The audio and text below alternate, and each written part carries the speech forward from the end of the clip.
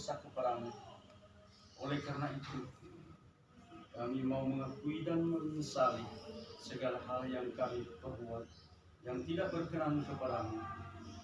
Bapa di surga, saat ini kami akan membaca dan mendengarkan firman-Mu. Terangilah hati kami dengan Roh Kudus, agar kami dapat mengerti bahkan mampu melakukan di dalam kehidupan kami.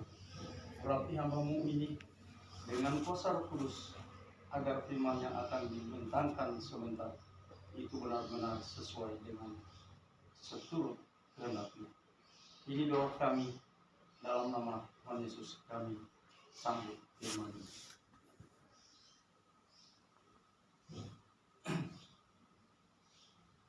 Amin.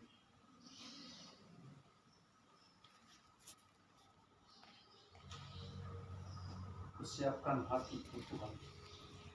Siapkan hatiku Tuhan untuk dengar firman-Mu.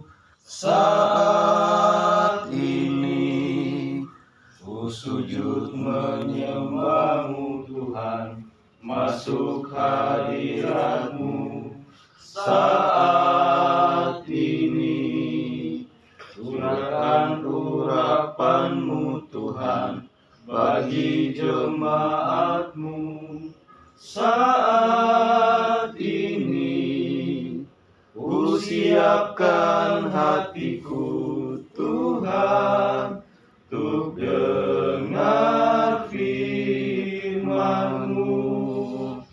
Firman-Mu Tuhan tiada berubah, dahulu sekarang selama-lamanya tiada berubah. Firman-Mu Tuhan penolong hidupku. Ku siapkan hatiku Tuhan untuk dengar firman-Mu. Saudara yang dikasihi Tuhan, pembacaan kita pada pagi hari ini saya ambil dari pembacaan sepanjang minggu dalam ini, yaitu Kisah Para Rasul pasal 5 ayat 1 sampai 2. Kisah Para Rasul 5 ayat 1 dan 2.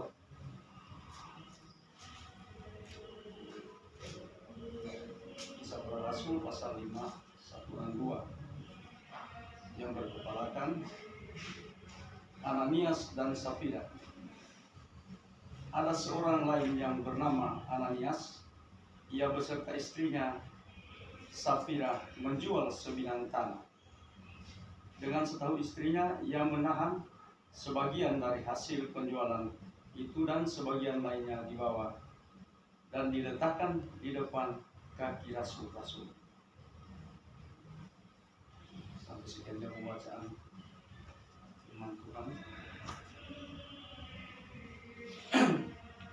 Biar Bapak yang dikasihi oleh Tuhan kita Yesus Kristus,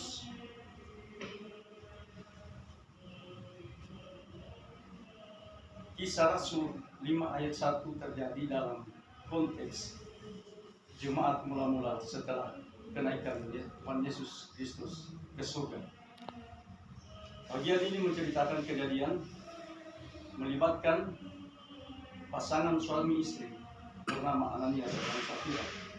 Saat itu umat Kristen baru membentuk persekutuan yang erat di Yerusalem. Mereka hidup bersama, berbagi harta, benda dan memberikan dukungan satu sama lain. Ada semacam kesepakatan di antara anggota jemaat untuk menyumbangkan harta mereka demi kepentingan bersama dan membiayai pelayanan penginjilan yang dilakukan para rasul. Ananias dan Safira adalah anggota jemaat ini. Akan tetapi mereka melakukan kesalahan serius. Mereka menjual sebidang tanah, menahan sebagian dan memberikan sebagian dari hasil penjualan tersebut. Sebagian persembahan kepada Tuhan Allah melalui para rasul. Mereka tidak hanya menyembunyikan sebagian uang mereka, tetapi juga berusaha membuat orang lain percaya bahwa mereka memberikan seluruhnya, tetapi sebenarnya mereka berdusta. Saudara-saudaraku yang dikasihi dalam Tuhan, dusta Ananias dan Safira memberi kita pelajaran mendalam tentang jangan berdusta, melainkan harus menjunjung tinggi nilai-nilai kejujuran dalam hidup beriman. Apalagi mereka tidak jujur tentang persembahan kepada Tuhan Allah. Renungan ini mengajak kita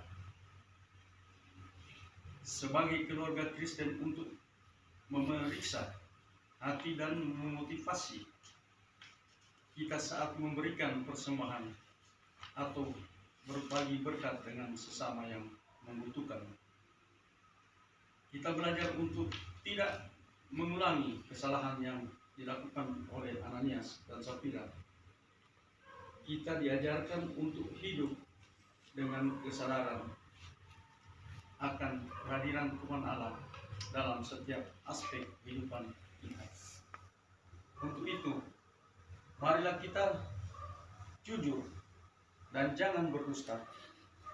Kita perkuat komitmen iman dengan setia dan tulus memberikan persembahan dengan jujur, tulus dan penuh ucapan syukur.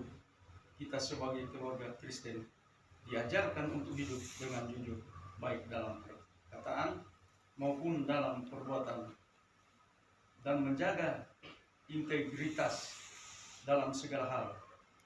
Menjaga kejujuran dalam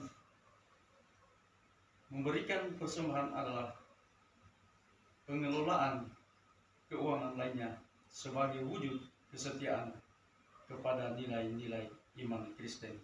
Kiranya Tuhan Yesus memberkati kita semua. Amin. Kita akan memberikan